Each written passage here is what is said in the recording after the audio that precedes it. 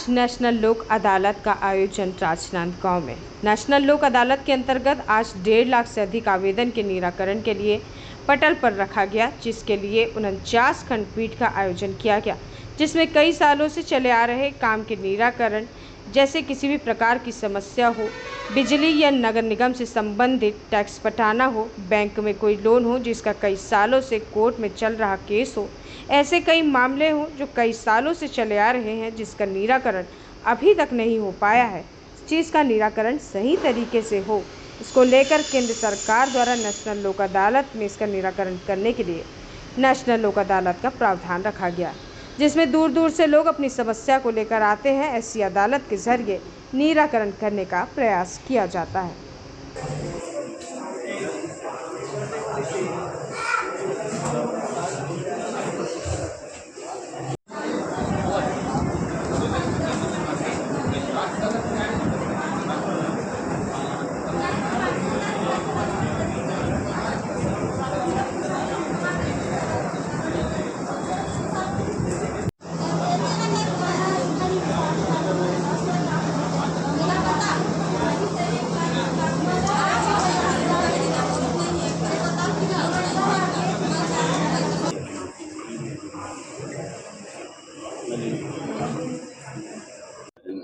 कितने आवेदन पटल पर रखे गए सर?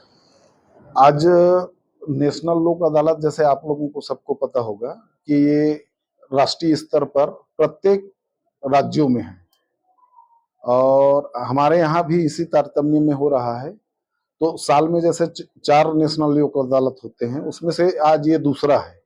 एक 8 मार्च को था, उसमें भी बहुत भारी संख्या में केस डिस्पोजल हुआ है।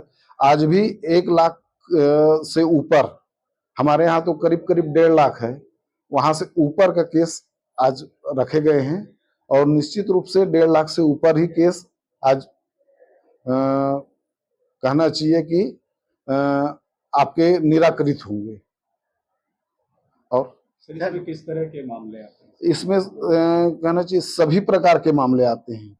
जैसे आपको इस लोक अदालत में आपको मोटर व्हीकल एक्ट के केस मिलेंगे, आपको जितने भी सिविल केस हैं जिसमें वादी और प्रतिवादी जिसको बोलते हैं आप लोग, उसमें जो केस कई सालों तक कोर्ट में क्या है, अगर कोई केस पेश होता है तो उसमें जवाब दावा पेश होता है। कोई भी केस पहले पेश होता है तो फिर उसका जवाब दावा होता है उपस्थित होने के बाद, फिर उसमें सेटलिंग डेट होता है, आप फिर वादी साक्ष्य, फिर प्रतिवादी साक्ष्य, इस तरह से वो न जाने कितने सालों तक चलता है और यहाँ आने से वो मामला आज ही निपट जाता है। सर, लोक अदालत क्यों आवश्यक है? लोक अदालत किसी भी केस के निराकरण के लिए, त्वरित न्याय के लिए और सस्ता सुलभ न्याय के लिए बहुत उपयोगी है।